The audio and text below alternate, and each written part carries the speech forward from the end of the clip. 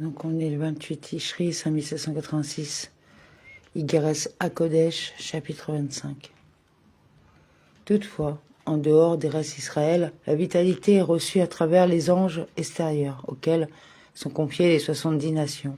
Pour ne pas révéler clairement sa lumière au sein de la création, Dieu l'envoie à chaque peuple, à travers l'écran d'un ange protecteur, spécifiquement assigné à ce peuple. Il existe donc 70 anges protecteurs qui correspondent aux 70 nations, comme l'explique le Zohar, tome 3, à la page 244a, et les Tikkun Zohar, Tikkun numéro 24, à la page 69a.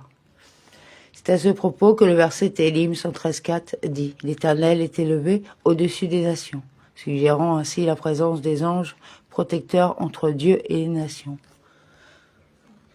Ce qui veut dire qu'une parcelle de la parole de Dieu, appelée Malrout d'Atsiak, descend et elle éclaire ses anges supérieurs d'une manière superficielle d'en haut, mais sans introduire véritablement en eux. De fait, leur vitalité émane de cette parcelle qui les éclaire d'en haut, superficiellement. Les anges protecteurs reçoivent donc eux-mêmes un reflet très réduit de la lumière divine, ce qui renvoie à la nation dont ils assurent la protection, l'est donc encore plus. C'est pour cela que les hommes appartenant à cette nation peuvent devenir idolâtres, comme le texte le constatera par la suite.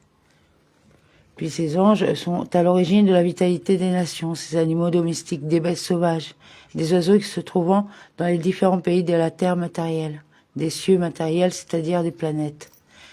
Selon les Tikkun Zohar, Tikkun numéro 32 à la page 76b, et l'on verra aussi le Rambam au chapitre 3 de ses lois des fondements de la Torah. Rabbi Ginouz Hamel mentionne ici, dans l'ordre les humains, les animaux, la terre à l'origine des végétaux et les minéraux.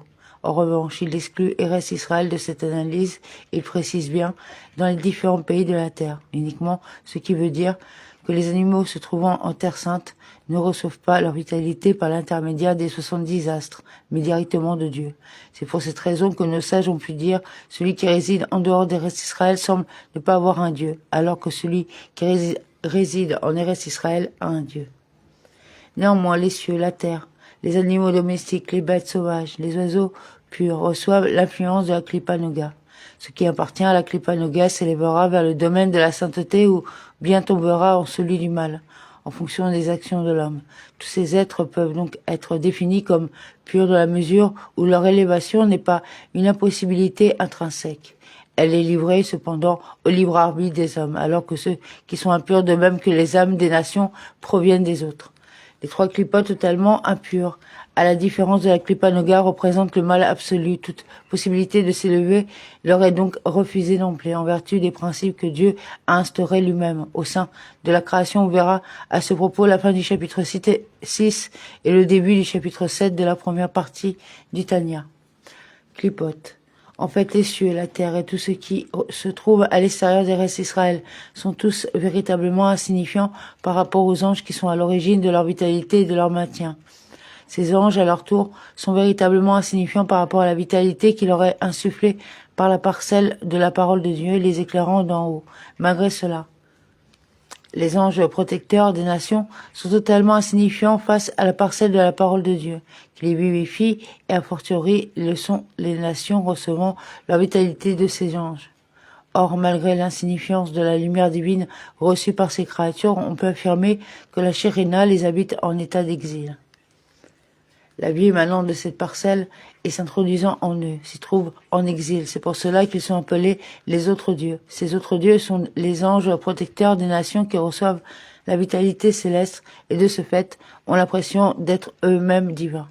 Ceci les conduit à se définir de leur propre initiative comme des autres dieux.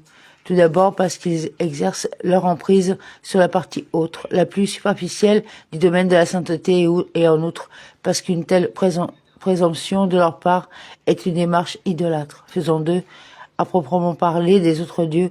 On verra à ce propos le chapitre 22 de la première partie du Tanya, alors qu'ils l'appellent le Dieu des dieux, ce qui signifie qu'ils se prêtent à eux-mêmes un caractère divin.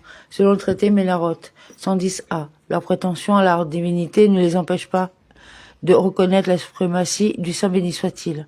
Ils considèrent cependant qu'il existe plusieurs stades de divinité. La leur est donc inférieure à celle du Saint béni soit-il, mais supérieure à la vitalité qu'il accorde aux êtres placés sous leur domination. C'est pour cela que les nations en recevant leur influence seront véritablement idolâtres jusqu'à la fin des temps. D'après l'expression du verset Daniel 11, 40, suggérant que l'influence de ces anges protecteurs se maintiendra dans le monde tant que la délivrance ne sera pas effective. Après celle-ci, en revanche, il est dit que ton maître ne se cachera plus. Et dès lors, tous les écrans faisant obstacle à la révélation de la divinité dans le monde disparaîtront. Lorsque la mort et l'autre côté disparaîtront, d'après le verset Ishaïa 25.8, Zechariah 13.2 et le Zohar Tome 1 aux pages 29a, 34a, 54a et 131b. Plus précisément, la mort désigne ici les trois clipotes totalement impures, alors que l'autre côté correspond à la clipanoga. Il est dit à propos de la délivrance messianique que j'ôterai l'esprit d'impureté de la terre. Dès lors, ce sont toutes les clipotes à la fois qui disparaîtront, car alors je me tournerai vers les peuples, afin qu'ils invoquent tout le nom de l'Éternel. Séphania 3.9 après la résurrection, lorsque la mort disparaîtra du monde et que le mal en sera supprimé, les nations ne subiront plus l'écran des anges protecteurs. Elles ne seront donc plus idolâtres, mais bien au contraire, elles s'uniront entre elles dans le service de Dieu. Ceci s'appelle aussi l'exil de la Shérina. L'exil de la Shérina est en l'occurrence le fait que Dieu insuffle la vitalité aux nations qui nient son existence et son idolâtre. L'influence qu'il leur accorde n'est cependant pas réduite pour autant. On verra à ce sujet le chapitre 6 des Guéret à Teshuvah, troisième partie du Tanya. Puisque cette vitalité exilée en eux, c'est un reflet provenant de la parcelle de la parole de Dieu qui est appelée Shérina. Cet exil remonte à la faute de l'arbre de la connaissance, d'après le Midrash Bereshit Rabbah, chapitre 19, paragraphe 7. Et l'on verra à ce sujet la lettre numéro 26 des Guéret à Kodesh. C'est en effet la faute de l'arbre de la connaissance du bien et du mal qui introduisit la vitalité dans les clipotes en entremêlant le bien et le mal au sein de la création, alors qu'au préalable, l'un et l'autre étaient hermétiquement séparés. Toutefois, Rabbi Gino Zalman précise ici que cette vitalité des clipotes émane uniquement de l'aspect superficiel de la divinité et il répond ainsi à la question suivante. L'existence de l'exil n'est-elle pas inhérente à la création du monde, puisqu'il y eut d'emblée au sein de ce monde des créatures impures. Il précise en conséquence que l'exil était encore absent lors de la création, mais que par la suite c'est la faute originelle qui insuffla aux clipotes une force dont elles ne disposaient pas auparavant. Il n'affectait d'emblée que l'aspect superficiel de la sainteté, puisque quand les enfants d'Israël furent exilés parmi les nations, alors que la tâche d'Israël et sa source sont la face supérieure. La face supérieure est ici la dimension profonde de la divinité qui est réservée aux âmes juives, avant que les enfants d'Israël ne soient chassés de leur terre à l'époque du temple. L'exil de la Shérina affectait uniquement les autres nations, c'est-à-dire l'aspect superficiel de la divinité, duquel ces nations tirent leur vitalité, puisque quand commença l'exil d'Israël, l'aspect profond de la divinité fut exilé également. Et c'est à ce propos qu'il est écrit « Tous leurs malheurs sont ses malheurs ». L'exil devint alors total, et c'est à ce propos que nos sages dont la mémoire est une bénédiction disent dans le traité Megillah 29a, la Mérita, sur le verset Shemot 12.41, le Sifri sur les versets Bamidbar 10.35 et 35.34. C'est uniquement dans ce cas que la dimension profonde de la divinité est en exil auprès des anges et des nations. On peut en conclure que l'exil, s'il commença avec la faute de l'arbre de la connaissance, comme le texte le disait au préalable, devint réel et total uniquement à Édom. Ils ont exilé la Shérina à Édom avec eux. Amen.